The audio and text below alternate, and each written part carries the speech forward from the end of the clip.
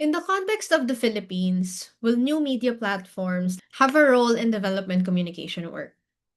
Hi, I am Femela Nicole Ponce, and for this question, my answer is definitely 100% yes.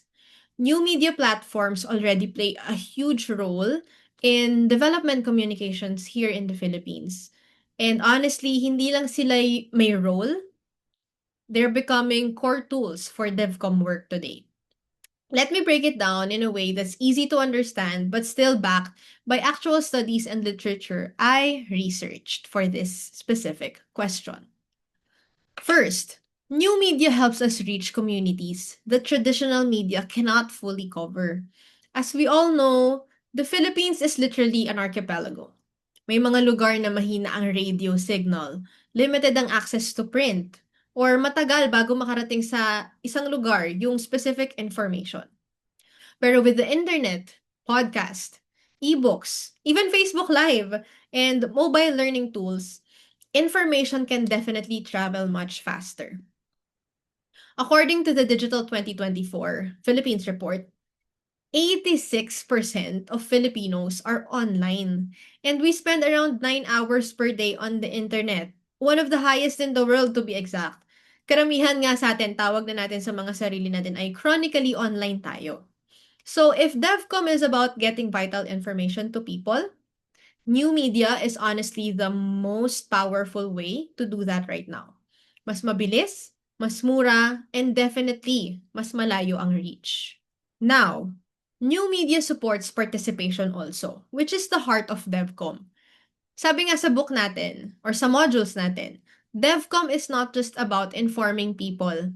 It's about empowering them and making a room for two-way communication. See, sa traditional media kasi mostly one way. But with the new media, it's totally a different game.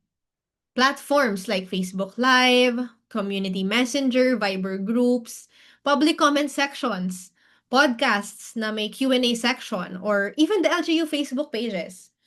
They all allow people to ask questions, give feedback, react real time, and co-create solutions. According to an article written by the People Powered Global Hub for Participatory Democracy, digital platforms enable participatory engagement. They make information spaces more democratic, and that's exactly what DevCom stands for. Also, to add more into this, new media promotes access to learning, especially for marginalized groups. Actually, during the pandemic, nakita natin ang power ng digital platforms. E-books, YouTube learning channels, Google Classrooms, yung mga Zoom calls na yan, podcast-based educational contents, mobile-friendly modules. During the pandemic, ang laki talaga ng shift natin towards digital. While the whole country was adjusting to lockdowns, tayo sa work natin, we were adjusting to cloud-based work or work from home setup, the educational sector had no choice but to move into remote learning and distance learning modalities too. Now, according to a 2020 to 2021 remote learning study for the Philippines, schools nationwide adopted various online and digital methods just to keep learning going while campuses were closed. Alam natin yan. Ito yung time na biglang naging essential yung mga LMS platforms, online modules, digital submissions, and mobile-friendly learning materials. Yung mga LMS na yan, naging super need siya nung time na yon. This shift showed one thing clearly. Digital tools aren't just nice to have things. They can become the backbone of communication and learning during crisis. And even now, many of the habits formed during that period continue to influence how communities access information. Kahit informal or small scale lang, a lot of NGOs, teachers, and community groups still have learning materials online, like PDFs, messenger announcement, and online orientation because it's fast, convenient, and accessible.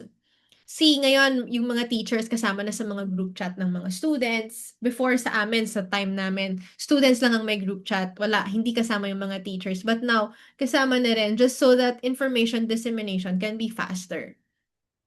So that's really one of the things that traditional or new media, that's really one of the things that new media brought to us now. So from a DevCom perspective, This proves na new media platforms can quickly fill communication gaps, especially when traditional channels are disrupted. And finally, new media improves governance transparency. If you follow government agencies like DOH, NDRRMC, LGUs, alam mo na to. Most of their communications happen on Facebook, Viber, online dashboard, live streamed announcements yung mga comms nila, and FOI digital platforms. In the Philippines, digital communication already plays a major role in how government and communities interact. For example, NDRRMC Facebook page is now one of the main channels for real-time typhoon updates. And you can literally see people commenting, reporting situations, or even asking for help doon mismo sa comment section. That's two-way communication happening in real time. During the pandemic, platforms like DOH COVID-19 Tracker and DepEd Commons became essential for sharing health information and continuing education. These aren't theories, huh? These are platforms that millions of Filipinos actually use. And with the DICT's eGov PH program, the government even formalized digital governance, emphasizing transparency, citizen access, and online service delivery. All of these digital platforms in the Philippines don't just broadcast information. They allow participation, feedback, clarification, and community involvement, which is exactly what development communication advocates for. So in the Philippines context, do media platform have a role in development communication? Honestly, hindi lang role. They're already doing the heavy lifting. They widen access. They make participation possible. They support learning. They amplify marginalized voices and strengthen transparency. And all of these match the exact principles of DevCom: empowerment, inclusion, dialogue, and social change. See, at the end of the day, the future of DevCom in the Philippines isn't just in radio or print anymore. It's hybrid. It's digital, it's participatory, and it is shaped by the people using these platforms every day. That's all for now. Thank you so much. Have a great day ahead.